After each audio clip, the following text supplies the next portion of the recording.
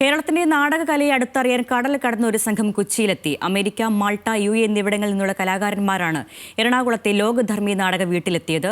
ദിവസങ്ങളോളം ലോകധർമ്മിയിൽ ചിലവഴിച്ച് ഭാഷയുടെ അതിർവരമ്പുകളില്ലാത്ത നാടകവും അവതരിപ്പിച്ചാണ് സംഘം മടങ്ങിയത്. നാടകകലയെ നെഞ്ചിലേറ്റിയവരുടെ സംഗമ കേന്ദ്രമാണ് എറണാകുളം നായരമ്പലത്തെ ലോകധർമ്മി നാടകവീട്. ഇവിടെ നടന്ന 7 ദിവസത്തെ വർക്ക്ഷോപ്പിലാണ് വിദേശത്തു നിന്നുള്ള കലാകാരന്മാർ പങ്കെടുത്തത്.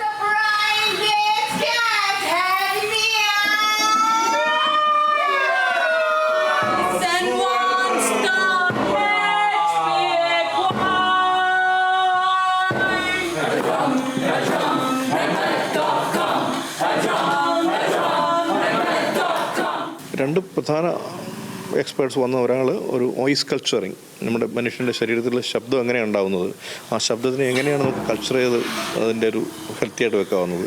രണ്ടാമത്തെ ആൾ പാട്രിക് ബെല്ല എന്ന് പറയുന്ന തിയേറ്റർ എങ്ങനെയാണ് ഡിവൈസ് ചെയ്യുക. ഇമ്മേഴ്സീവ് തിയേറ്റർ എന്ന പുതിയൊരു നാടകത്തിൽ നടക്കുന്ന പുതിയ കുറച്ച് നാളുള്ള ട്രെൻഡാണ്. ഓഡിയൻസ് ഒരു വെറും മാറിയിരുന്ന് കാണുന്ന കാഴ്ചക്കാരല്ല, ഈ പ്ലേയുടെ ഭാഗമായിട്ട് അവരെ കൂടെ ഇൻക്ലൂഡ് ചെയ്യുക. അപ്പോൾ പെർഫോമൻസ് ഇമ്മേഴ്സീവായിട്ട് മാറുക, വലിയ സ്ക്രിപ്റ്റ് ബേസ്ഡ് അല്ലാതെ ഒരു കണ്ടൻറ്റ്, ഒരു കൺസെപ്റ്റ് വെച്ചിട്ട് അത് ഡിവൈസ് ചെയ്യുക.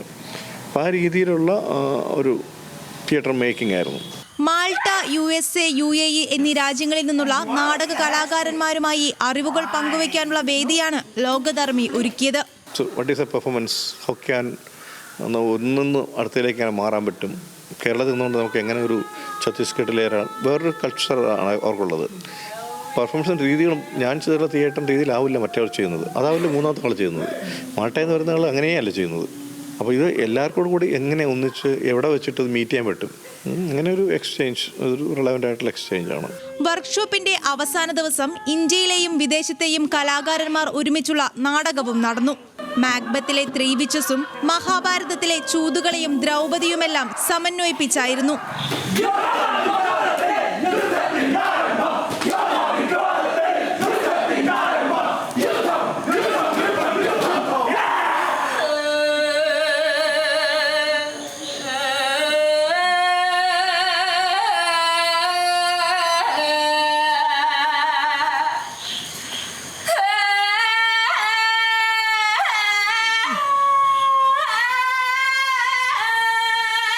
ഓഗസ്റ്റ് അവസാനം ആരംഭിക്കുന്ന കൊളംബോ ഇന്റർനാഷണൽ തിയേറ്റർ ഫെസ്റ്റിവലിൽ പങ്കെടുക്കാനുള്ള ഒരുക്കത്തിലാണ് ലോകധർമ്മിയിലെ കലാകാരന്മാർ.